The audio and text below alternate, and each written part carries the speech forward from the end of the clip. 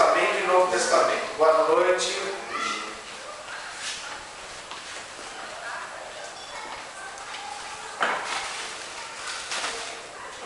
Antes de vocês irem embora, me lembro de um convite que eu fiz no início aqui, daí vocês precisam ouvir também, tá? Aí nós vimos algumas coisas sobre como esse cânon foi formado. A gente viu que essa palavra cânon, ela tem a sua origem lá nas línguas antigas, tem a ver com um padrão de medida, não é isso? É um padrão de medida. Então, o padrão de medida que as igrejas, lá as primeiras igrejas tinham para dizer o que era um livro inspirado por Deus e o que não era um livro inspirado por Deus, resultou no que a gente tem hoje. Os 66 livros que você tem aí, certo? Esse cânon, nós vimos que ele veio a ser reconhecido pelos concílios, pelas reuniões lá dos líderes das igrejas antigas, mas ele não foi imposto. Ninguém disse assim, os livros são estes. Um homem lá pegou e disse isso. Não. As igrejas tinham esses livros como livros inspirados, e esses homens, o que eles fizeram foi reconhecer. Esses são os livros inspirados por Deus. O critério, nós vimos aqui. Qual é o critério para um livro ser aceito na igreja primitiva lá? Vocês mesmo tinham falado. Qual é o critério? Ser inspirado, certo? E aí, como é que sabia que era inspirado? Uma coisa mais palpável assim, né? Mais verificável. O que tinha que ser? A teoria apostólica. A teoria apostólica ou alguém ligado aos apóstolos. Exatamente, alguém ligado diretamente aos apóstolos e autorizado por eles a escrever. Ok? Ah, não, eu sou amigo de Paulo. Ah, mas quem é você? Paulo deu autoridade para você escrever? Né? Eu sou amigo de Pedro. Marcos escrevendo o evangelho dele, né? Marcos escreveu o evangelho dele baseado no que Pedro contou para ele. Mas como é que a igreja sabia disso? A igreja sabia. As igrejas sabiam. Ele não chegou lá dizendo.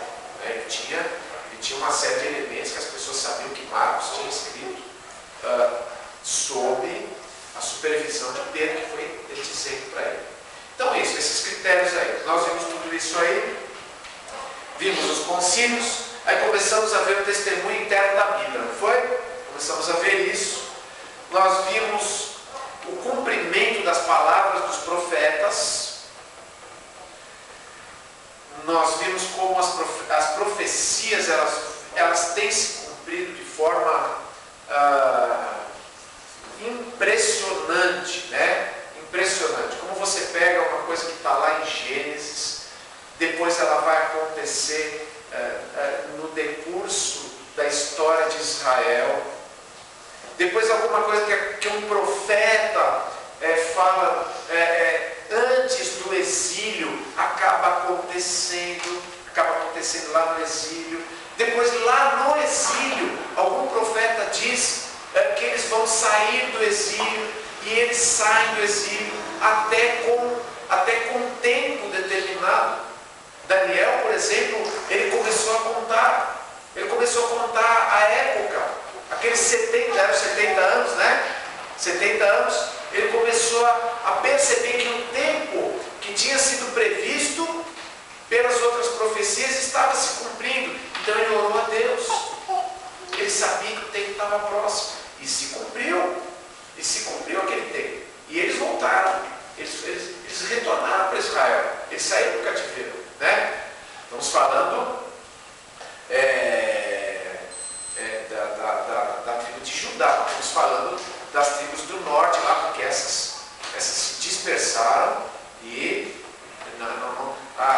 quando os assírios os levaram no ano 722 a.C., não teve mais volta. Eles ficaram dispersos e eles não retornaram de forma compacta. Eles podem ter vindo individualmente, mas eles não voltaram lá para os seus territórios, bonitinho e tudo mais. Não, isso não aconteceu mais.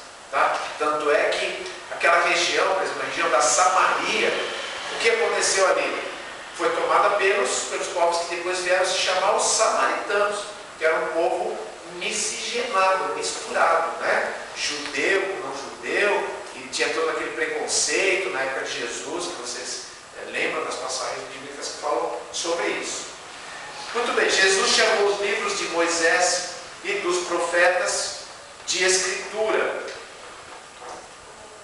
Abre no lugar que eu tinha deixado de fora semana passada, é Lucas 11:51. Não está aí na tua folhinha, mas eu queria chamar a atenção para esse texto aí, Lucas 11:51.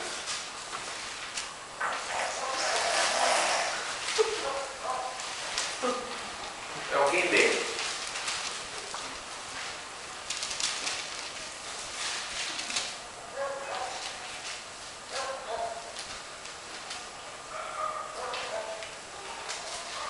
Seu Vitor, vai chegar o seu dia também. Você está aqui com essas gracinhas aí durante a aula, viu? Alguém lê? Desde o sangue de Abel até o sangue de Zacarias, que foi morto entre o altar e o santuário, sim, eu lhes digo, esta geração será considerada responsável por tudo isso. Jesus está falando aos fariseus ali e comparando os fariseus com aqueles homens do passado que tinham, com todos os assassinos, vamos dizer assim, todos os assassinos que tinham existido, não assassino comum, mas pessoas que assassinaram as pessoas de fé, assassinaram homens por causa da sua fé. Qual foi o primeiro deles? O primeiro a morrer por causa da sua fé? Abel. Onde está Abel? Em que livro da Bíblia? Gênesis. Ele fala, desde Abel até quem? Zacarias. Zacarias não é o profeta Zacarias, tá? Esse Zacarias, ele está lá no livro de segundo livro de Crônicas. Tá? Nós não vamos abrir agora para a gente tomar um tempo mais até do que a gente costuma tomar aqui, tá? Mas esse livro de 2 Crônicas e esse assassinato que está referido ali, por motivos semelhantes ao assassinato de Abel, tá? É o último assassinato que está relatado na Bíblia hebraica. Entende? Porque o livro de o segundo livro de Crônicas, ele encerra na ordem que está a Bíblia hebraica, que tem os mesmos livros que o nosso Antigo Testamento. Lembra que eu falei sobre isso? São os mesmos livros, só que organizados em ordem diferente. Os judeus, eles até hoje, o que eles chamam de Tanakh é o Antigo Testamento deles. Eles ainda têm os mesmos livros que nós temos no Antigo Testamento, porém numa ordem diferente. Eles organizaram conforme a lógica que eles entendem que deve ser. Não tem isso não tem vamos dizer assim, uma ordem estabelecida de que os livros têm que estar organizados de tal maneira. A maneira como a igreja depois os organizou, evidentemente, é o que nós devemos tomar como o melhor para nós. Mas esse último assassinato que está relatado ali, estabelece, o próprio Jesus está estabelecendo o cânon do Antigo Testamento, de Abel até Zacarias, do primeiro homem assassinado até o último homem assassinado pelos mesmos motivos que vocês agora querem me assassinar. Vocês são assassinos, ele está dizendo. Então ele está dando esse panorama de sangue do Antigo Testamento, do primeiro até o último que foi assassinado, para falar sobre o caráter daqueles homens que estavam acusando a ele. E com isso ele estabelece e nos ajuda a entender como é que ele mesmo, Jesus, via a composição dos livros lá do Antigo Testamento, que já estava pronta lá no seu tempo. Muito bem. Nós paramos aí, não foi? Paramos aí. Vamos então abrir em 2 Pedro capítulo 3, de 15 a 16. Segunda carta de Pedro 3, de 15 a 16.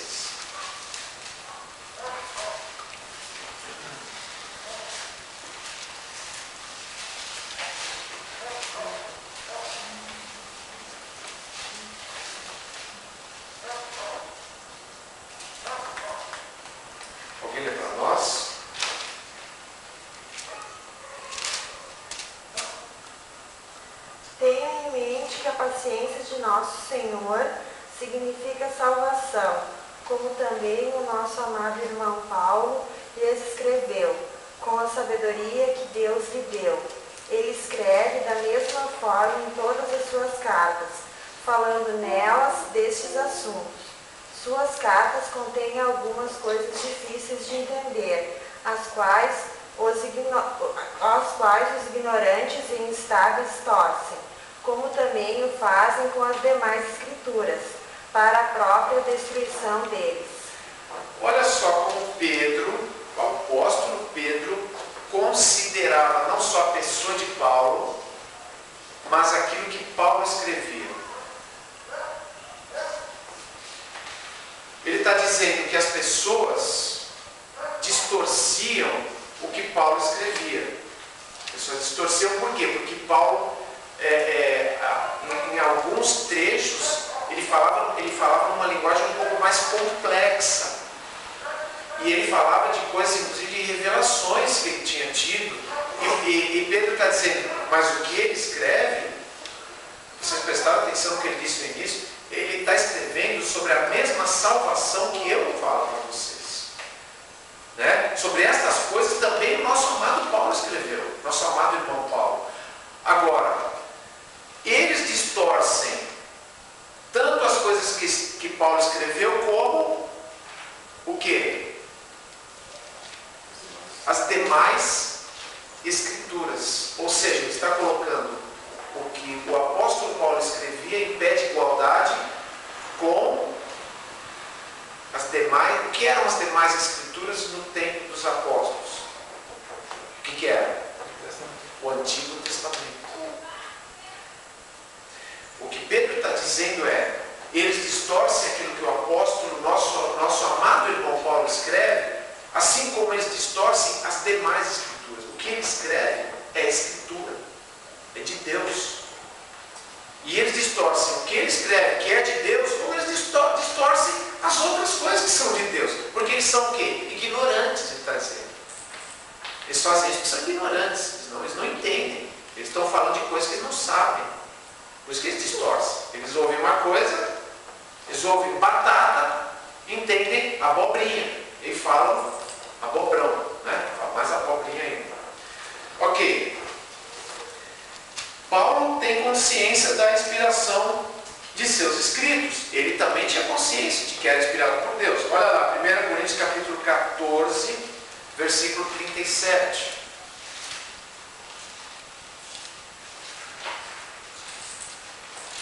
Ele para nós.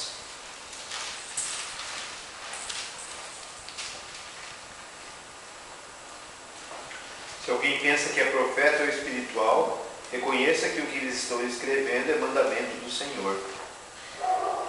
Isso. E voltando um pouquinho aí no capítulo 7, agora me lembrei, não está também na folhinha, mas no capítulo 7, no último versículo, versículo 40, o que ele diz?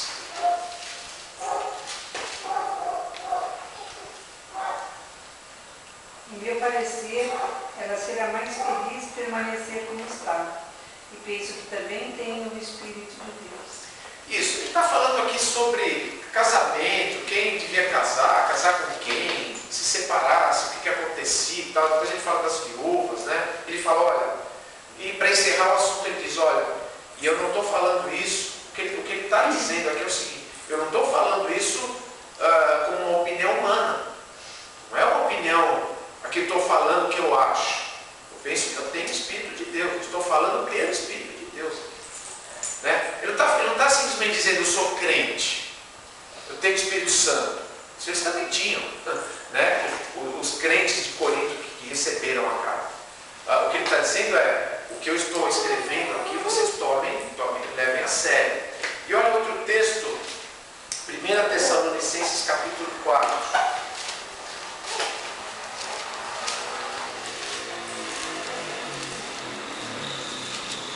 Versículo 15. Alguém pode ler?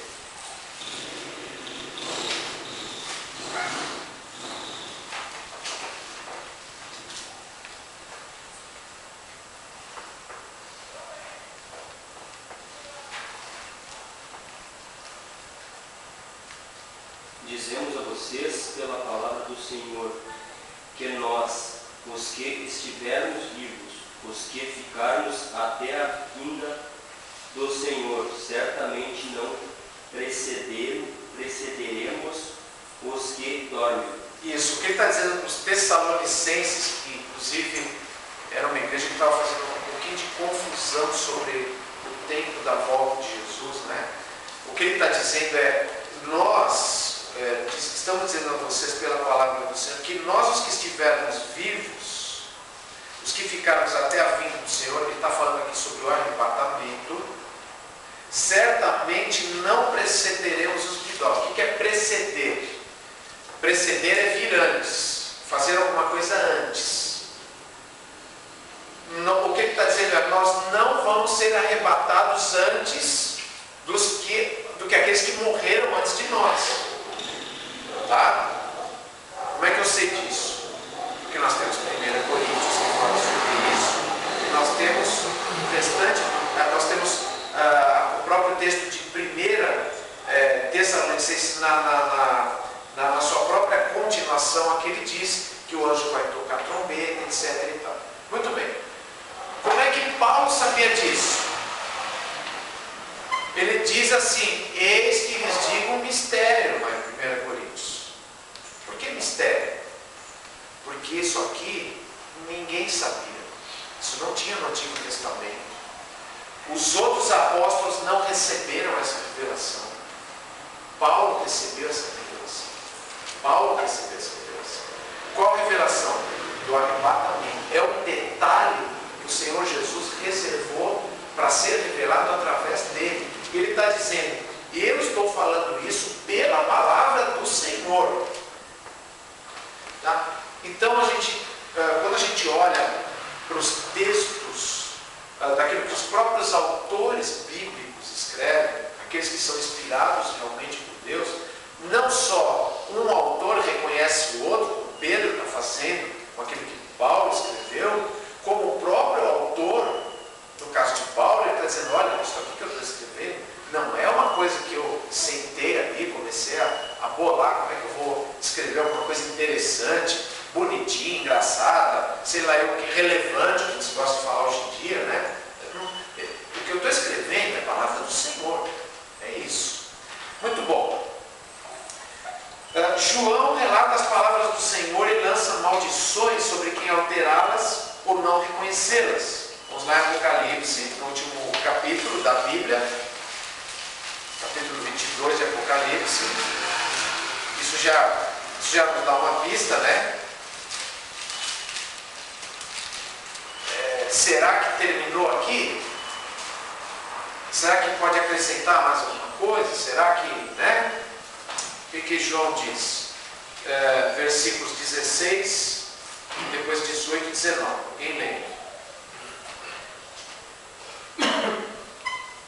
Eu, Jesus, enviei o meu anjo para dar a vocês esse testemunho concernente às igrejas. Eu sou a raiz e o descendente de Davi, e a resplandecente estrela da manhã. Declara a todos os que ouvem as palavras da profecia deste livro. Se alguém lhe acrescentar algo, Deus lhe acrescentará as pragas descritas neste livro. Se alguém tirar alguma palavra deste livro de profecia, Deus tirará dele a sua parte na árvore da vida e na cidade santa, que são descritas neste livro. Ou seja, o que havia de ser revelado está revelado. Não há mais nada para ser revelado, até porque o livro de Apocalipse trata sobre o quê? Trata sobre o futuro. É o futuro que está ali. Você tem desde eventos que vão acontecer após o arrebatamento da igreja, eventos que vão acontecer na terra durante a tribulação. O livro de Apocalipse trata, aí vem a besta, vem isso, vem aquilo e tal, as taças da ira de Deus, todos os juízos, tudo acontece ali durante a tribulação, a volta do Senhor Jesus para reinar, interferindo ali em tudo aquilo que está acontecendo, os povos cercando Jerusalém e tudo mais. Jesus vem, acaba com essa história e inaugura o seu reino milenar. Depois do reino milenar vem o juízo, depois novos céus, nova terra, tem até uma canjinha, vamos dizer assim, né? Tem até um flashzinho de como vai ser lá no céu, né?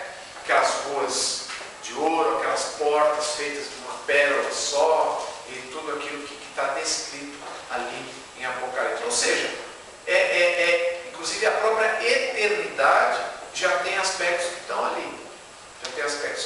O que não está aqui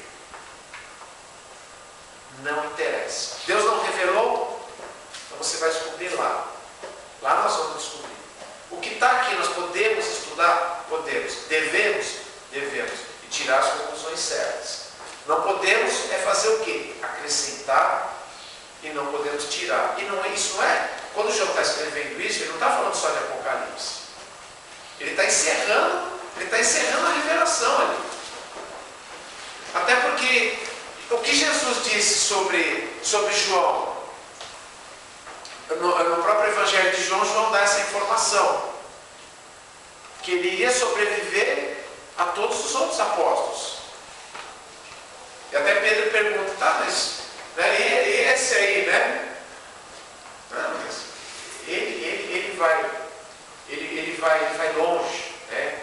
Ele vai ter, e realmente João ele vai ficando velhinho, sofre perseguição, é exilado naquela ilha de Patmos, lá que é onde ele escreve o Apocalipse, né? Dizem que depois ele dá a volta para Éfeso, porque essa ilha fica perto de Éfeso, parece que ele exerce alguma coisa ali, mas foi perseguido e morreu já bem velhinho, João, e ele teve a oportunidade. João também teve os seus privilégios, ele recebeu outras revelações que Paulo não recebeu, né? Às vezes pensa assim,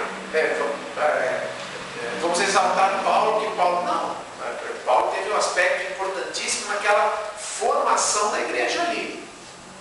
Apocalipse foi escrito quando o Império Romano já estava com tudo perseguindo a igreja, e os cristãos precisavam agora urgentemente ganhar uma perspectiva de como a história vai acabar, porque eles estavam pensando que os romanos iam acabar com os planos de Deus.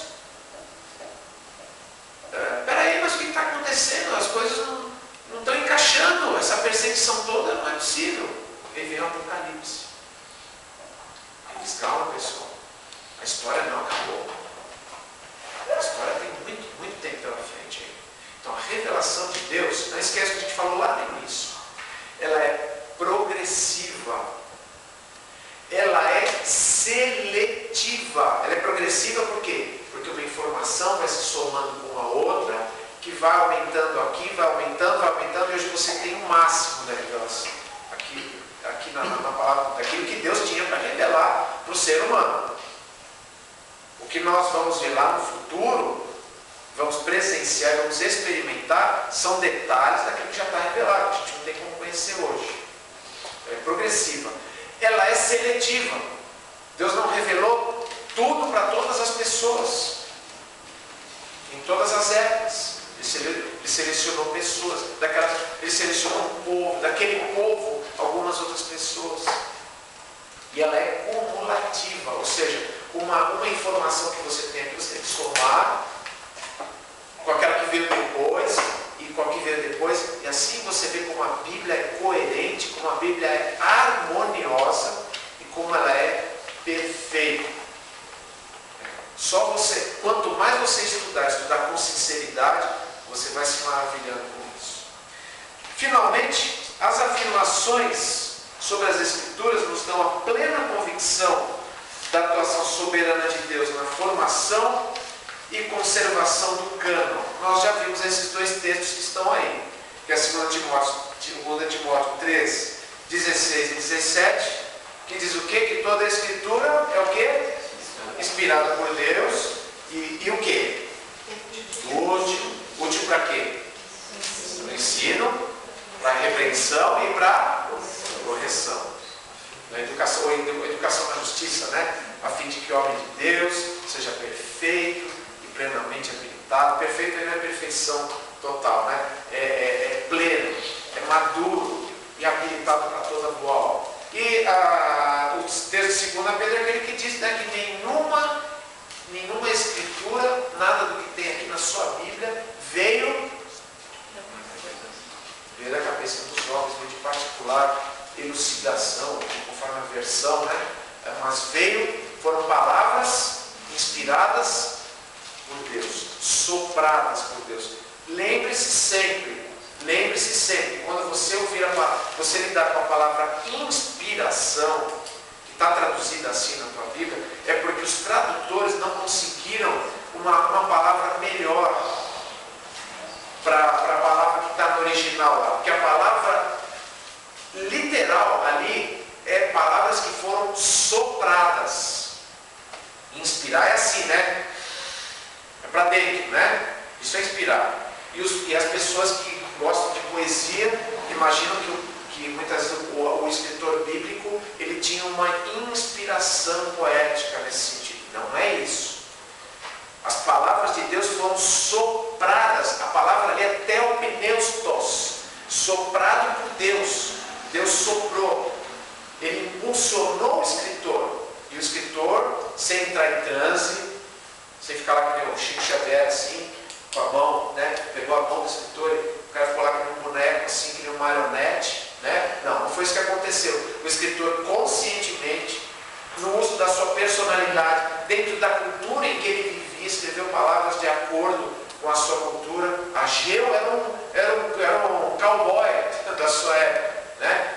Daniel era de uma casta, de uma família nobre de Israel. É óbvio que eles vão se expressar de forma diferente, eles vão ter uma maneira diferente de se comunicar. Pedro era um pescador, Paulo era um homem que tinha estudado e era fariseu, estilos diferentes. João parece que é um tal de filhinho para cá, filhinho para lá, né? E outros são um pouco mais incisivos na maneira de falar. Deus usou cada um da sua maneira, mas as palavras que eles haveriam de colocar ali foram direcionadas, foram controladas, supervisionadas totalmente por Deus. Bom, alguns trechos são ditados mesmo, assim diz o Senhor. É para pôr ali tudo que o Senhor tinha dito. Tá? Mas nem todas as palavras são ditadas, né? Nem tudo foi ditado por Deus. Palavras que o escritor sabia o que ele deveria escrever, porque Deus o levou a entender aquilo. Tá? Nós não deveríamos ter nenhuma dificuldade com isso como crentes. Nós sabemos como foi a conversão. A conversão foi um convencimento que Deus promoveu no nosso coração. E Ele trabalhou com o nosso intelecto, com a nossa vontade, com os nossos sentimentos, para nós crermos em Cristo e o recebermos como Senhor e Salvador da nossa vida. Então nós não devemos, nós crentes, não deveríamos ver nenhuma dificuldade num escritor ser movido por Deus no uso da sua personalidade e ainda assim escrever o que Deus queria que ele escrevesse. Isso só Deus mesmo. Muito bom. Isso é o que nós chamamos de testemunho interno.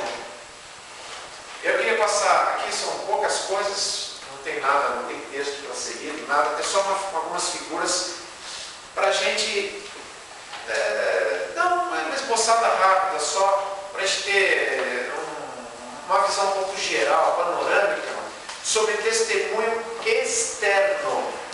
Por quê? Porque o testemunho interno da Bíblia é abundante. Se você for estudar a Bíblia, vai ver como ela é coerente, como ela se comprova e tudo mais. Mas e do lado de fora? Houve uma época em que muitos cristãos, muitos evangélicos, eles se renderam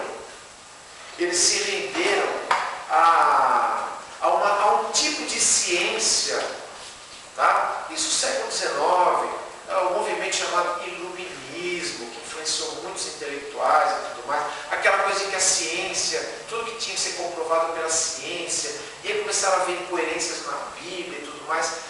Muitos evangélicos, eles cederam a certos argumentos que havia na época, que diziam, imagina, olha lá, vai para tal lugar e vai ver que lá não existe essa cidade que fala na Bíblia. E esse objeto que fala aí, nunca se ouviu falar nesse objeto, isso não existe. E essa pessoa, não tem nenhum registro que essa pessoa existiu. Só que a ciência, e principalmente a própria arqueologia, que é o que o nosso amigo Gabriel tem vontade de ser, né? Não fica com vergonha, não. É bonito ser arqueólogo, é uma coisa legal. Principalmente se for um arqueólogo bíblico, sabia? Eu falei isso para ele. Tem arqueólogos bíblicos. Eles se preocupam em procurar as coisas que comprovam que a Bíblia é verdadeira. Que a Bíblia é um livro confiável, né? E muitos têm trabalhado nesse sentido, né? Muitos Indiana Jones, né? Da defensores da Bíblia e da criação têm feito isso. Aí está um grupo deles. Eles estão trabalhando aquilo lá no horizonte que você está vendo.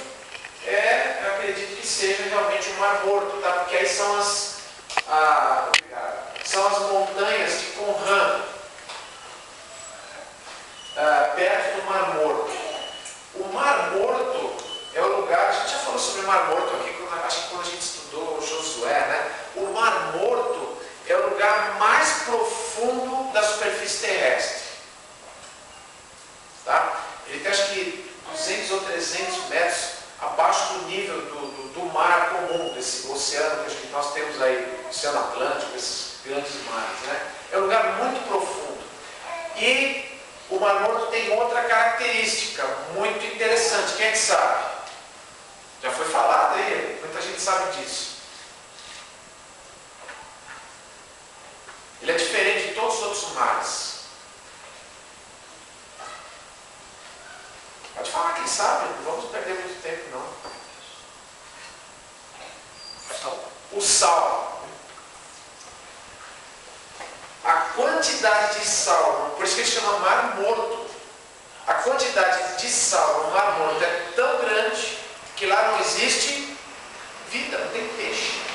Se for pescar no Mar Morto, é o que gosta de pescar, ele vai passar vários e vários dias mudando lá a sua isca, ele é especialista nisso, ele deve ter lá todas as suas técnicas, e muda de lado, né? O pescador tem tudo isso, né? Não, aqui não está dando, aqui beliscou, né? Ah não, aqui, não, agora eu vou mudar para essa daqui, aqui tem um peixe que tem que ser essa isca, não, agora eu vou por esse anzol, pode mudar à vontade, não vai aparecer nenhum peixe lá, e não tem. Tem fotos, se você olhar a qualquer hora, pesquisar, tem fotos das pessoas boiando assim no Mar Morto. Se você entrar no Mar Morto lá, for lá visitar, você deitar em cima, você não afunda, porque ele é denso, ele é um caldo, é uma sopa salgada aquilo ali. E o Mar Morto, ele ficou muito, ele foi o centro das atenções do mundo em 1947. Porque, essa equipe já é uma equipe mais moderna, né? Mas aconteceu o seguinte, um pastorzinho árabe, porque ali já fica do lado de Israel, tá? O Mar Morto, para quem não sabe, ele é o fim do Rio Jordão. O Rio Jordão desemboca nele. Tá? Só que esse lado, onde esse pessoal está aí, alguém viu alguém conhecido aí? O Josi e o Daniel também. O Josi e o Daniel tá aí. Eu pensei que era a Dona Ana, mas é o Daniel, tá certo. Tudo bem, ok. Pera aí, o Josi aqui. Gordinho, branco. Ele tá assim? Não parece que jogou, hein? Então, só que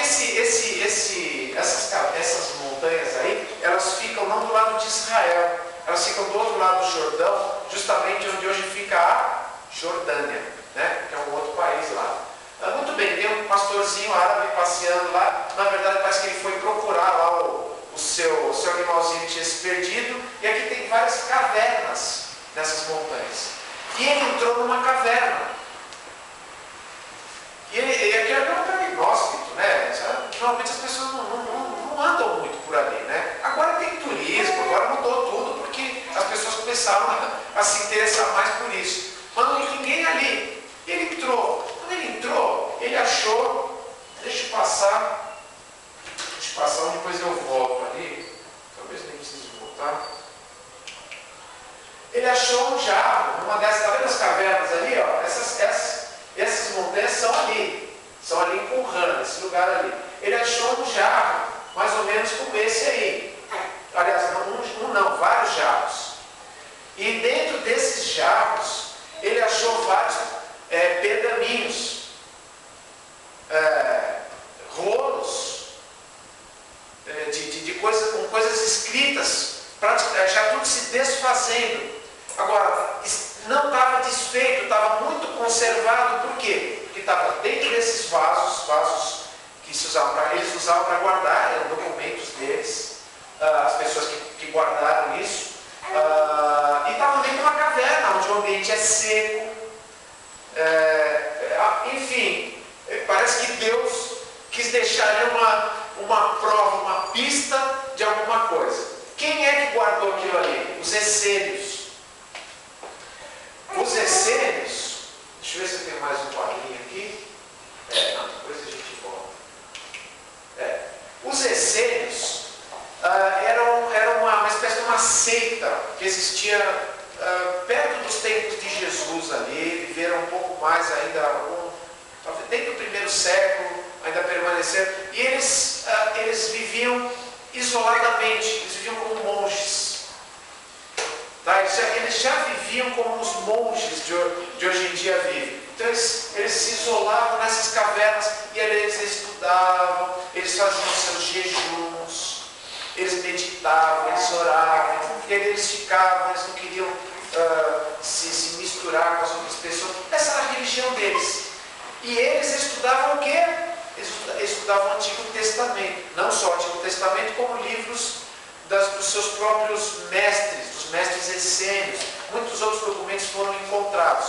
Mas um documento em particular foi muito jóia. Entre outros, foi achado muita coisa. Isso é um fragmento do rolo de Isaías. E ele foi datado, foi constatado que esse rolo, ele original, ele era do século II a.C. Sendo que o documento mais antigo que se tinha até então, tinha 1000 anos mais do que esse. Era 1000 anos mais novo. Então tinha muita contestação. Não, porque isso aqui foi modificado, isso aqui fizeram acréscimo, isso aqui inventaram não sei o quê. Aí aparecem esses rolos. Aí sabe o que eles fizeram? Até hoje, presta atenção, até hoje tem gente juntando um pedacinho disso aí. E tem gente orando para que esses homens que estão lá, porque estão ficando velhos já, sejam sucedidos por gente que continue o trabalho deles. Eles têm lá umas mesas de vidro iluminadas por baixo, eles vão com uma pinça, porque isso aí tem que tomar muito cuidado para não se desfazer, tem ar-condicionado, tudo ali, isso aí é guardado com 7 chaves, e eles vão ali e vão juntando, e vão juntando, e vão juntando. E os trechos que eles já juntaram até hoje, eles compararam com os textos que já se tinha, mais novos, até então, né? Os mais antigos que se tinha, mas que eram muito mais novos que esses. E sabe o que aconteceu? Eram iguais. Não tinha diferença no texto. A não ser ali uma grafia aqui, outra ali, normal, de uma pessoa que às vezes copia uma coisa um pouquinho diferente da outra, não muda o sentido do texto é absolutamente igual, em alguns pouquíssimos detalhes. Então, essa tem sido, quando a gente fala nos rolos de Qumran, ou nas descobertas de Qumran, é porque essa, entre outras muitas descobertas arqueológicas, tem mostrado coisas que os cientistas antes diziam, não, isso aí não. Vocês estão acreditando em história da carochinha. E aí vem descobertas como essa. Esse aqui é o selo de Gedalias.